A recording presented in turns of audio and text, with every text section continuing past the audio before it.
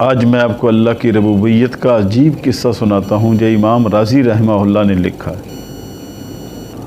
وہ فرماتے ہیں کہ ایک اللہ کا بندہ تھا اور وہ دریا کے کنارے پہ عبادت کر رہا تھا، اور اس نے کیا منظر دیکھا ایک دن۔ ایسے واقعات اللہ تعالیٰ اپنی ربوبیت کے لیے دکھاتے ہیں لوگوں کو، تاکہ انسانوں کو عبرت آئے، انسان اللہ کی طرف بڑھیں، اور ہر دور کے اندر ایسے واقعات پیش آتے رہتے ہیں۔ اللہ کے بندے کیا کہتے ہیں کہ انہوں نے دیکھا کہ ایک بچھو دریا کی طرف آ رہا ہے، جنگلی بچھو تھا، کالا بچھو، اور ادھر سے دیکھتے ہیں کہ ایک کچھوا دریا کے کنارے کی طرف لنگر انداز ہو رہا تھا۔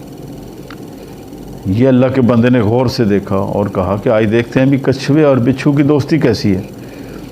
کچھوا کنارے کے ساتھ ہے، بچھو نے کیا کیا، چھلانگ لگا کے اوپر۔ اب بچھو کی جو فطرت اور نیچر ہے وہ ڈنگ لگانا ہے، وہ بچھو نے لگایا نہیں ہے، اور کچھوے کی جو فطرت ہے وہ ڈبکی لگانا اس نے لگائی نہیں ہے۔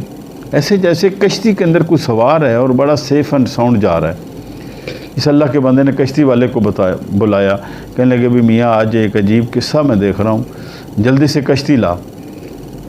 وہ کشتی لے آئے، وہ اس پہ سوار ہو گئے، سوار ہو کے اگلے کنارے پہ کیا دیکھتے ہیں کہ کچھوا اگلے کنارے پہ لنگر انداز ہو گیا اور بچھو چھلانگ لگائی، اور آگے کیا منظر دیکھتے ہیں کہ ایک درخت ہے اور اس کے نیچے بکریوں کا ایک چرواہا سویا ہوا ہے۔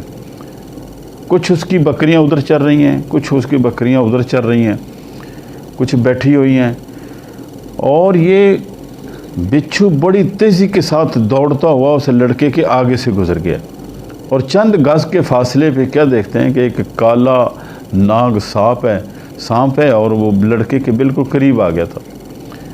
اس بچھو نے کیا کیا کہ اس سانپ کو اتنا زبردست قسم کا کاٹا کہ ادھر ہی ڈھیر ہو گیا، اور یہ جلدی سے اب بچھو بھاگا جا رہا ہے، کچھوا ادھر ہی کنارے کے ساتھ لگا ہوا ہے، بیٹھ کے وہ اگلے کنارے پہ چلا گیا۔ اس بزرگ نے اس لڑکے کو، چرواہے کو اٹھایا، کہنے لگا بیٹا تجھے مبارک ہو، اللہ نے تجھے دوسری زندگی عطا فرمائی ہے۔ دیکھو کہ اللہ تعالیٰ نے تجھے ایسی زندگی دوسری عطا فرمائی ہے کہ وہ دیکھو سانپ سامنے کھڑا ہے، پڑا ہوا ہے، یہ تیری طرف آ رہا تھا، تو سویا ہوا تھا، تجھے کوئی خبر نہیں تھی، لہذا اللہ نے ایک بچھو کی ذمہ داری لگا دی کہ تجھے سانپ سے تیری حفاظت فرما دی۔ امام رازی فرماتے ہیں کہ رب اس کو ہی نہیں کہتے جو دو لقمے دیتا ہو، رب اس کو ہی نہیں کہتے جو پانی تمہیں پلاتا ہے یا ہوا کے ذریعے سے سانس تجھے دلاتا ہے۔ فرمایا جب تو غافل ہو کے سو جاتا ہے پھر بھی جو تیری حفاظت کرتا ہے اس کو رب کہتے ہیں۔ یہ ربوبیت کا قصہ ہے۔ ہم اللہ کے ناشکرے نہ بنیں، اللہ کی شکر گزاری کریں۔ یا ایھا الانسان ما غرک بربک الکریم، اے انسان تجھے کریم رب کے بارے میں دھوکہ دیا کس چیز نے؟ اللہ کو چھوڑ کے اتنا محسن اعظم ہے، ہمارا وہ بادشاہ ہے، ہمارا مالک ہے، اس لیے ہم جتنی اس کی شکر گزاری کریں گے تو اتنی اللہ تعالیٰ ہمیں نوازیں گے۔ اس کی شکر گزاری میں ہم اپنی زبان سے بھی اس کا شکر ادا کریں، اپنے عمل سے بھی اس کا شکر ادا کریں۔